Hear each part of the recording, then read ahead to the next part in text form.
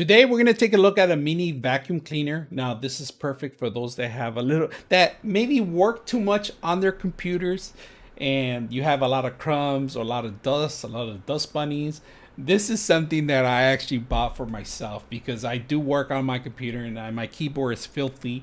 I may be able to clean that stuff. So I bought something small, simple, easy to set up, easy to use. I don't have to require any batteries, just chargeable, easy to get up and set up and go.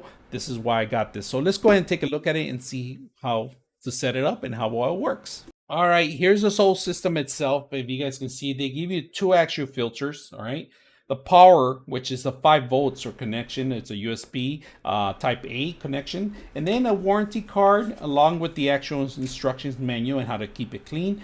Besides that, they give you one actual suction which has a brush ends, and it does have a retractable just for the actual end instead of the, if you don't want to do the sweep.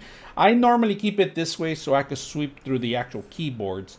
And we're also going to bring a keyboard so you guys can see what I'm talking about. So let's put it together. Now, prior to setting it up, you got to make sure you have to set up a filter bag. And the filter bags are actually belonging here. I'm going to show you how it goes. See how this is?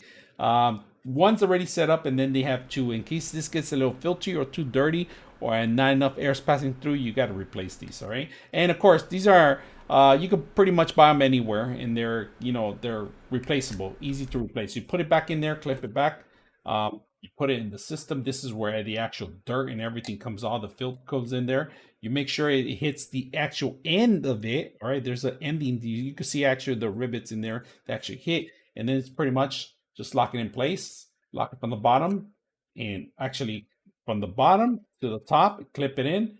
And then, of course, they put a tape in here when you're shipping because they don't want to make sure that it turns on while it's shipping, because then the battery is going to drain itself. So that's pretty much it. So let's go ahead and put in one of these heads, new heads, if you guys can see it. You just stuck it in there, and then you turn it on. And let's clean the keyboard. So here we have a keyboard, and it does have a lot of dog hair. So all you got to do is just go in through there, sweep it out, get out the dust particles.